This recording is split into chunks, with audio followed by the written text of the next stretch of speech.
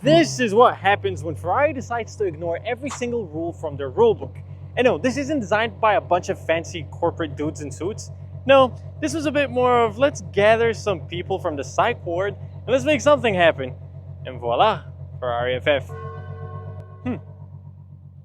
And the madness starts here. A 6.3 liter naturally aspirated V12 engine that makes 651 horsepower.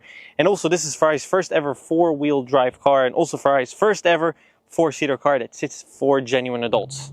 Now, the main purpose of this car is not straight line speed. It's supposed to be a comfortable grand tourer with a V12 engine. But it has not lost its character as a Ferrari.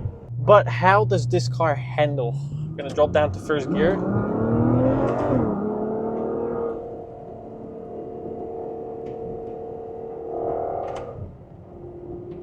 I mean, it's gripping.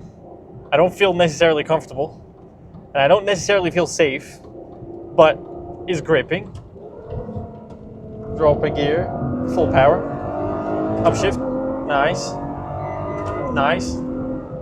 A true supercar. It's a Ferrari, that's what it is. It's got a V12 engine, it's got 651 horsepower. It just happens to have some boot space and 4 seats. Unbelievable.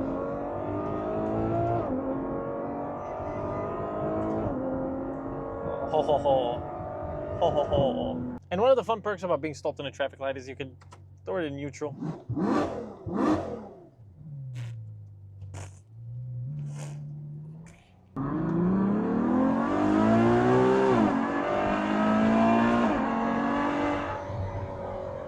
And the best thing about this car is it isn't some gimmick that is made by Ferrari to generate more sales. No, this was genuinely one of the, if not the biggest risk Ferrari has ever taken, because Ferrari didn't make four-wheel drive cars or cars that fit 4 people and also care about their comfort. And Ferrari also didn't make cars and give them English names. Yep, this is Ferrari FF, which is Ferrari 4. And as we all know, car designs of today have taken a turn towards stupidity, but this, my friend, is different because this comes from the masculine era of making cars that look good, feel good, and drive good. It is comfortable, and there's practicality. It's not just looks, because you can fit 4 adults in this car. Now, I am not brave enough to push the seat back because I was going to go forward. I was going to crush my knees. I don't want to know what's going to happen to my knees, because how much leg room you're going to get in this car is going to depend on how generous the passenger sitting in front of you is. Having 4 seats isn't the only practical thing about this car, because you also do get a very, very decently sized boot. I mean, for a Ferrari, as you can see. But let's just clean that up. Now that it's clean, I can tell you that you can fit a bike in there, but I won't tell you can fit a bike in there because that's boring. You can fit a true Italian style.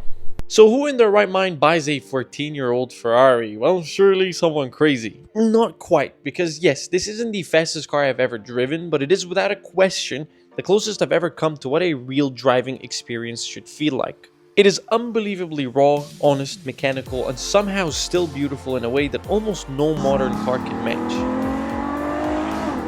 My God! And if you know me, you'll know I'm almost always disappointed by cars. And that's not because I'm some professional critic who spent decades studying them.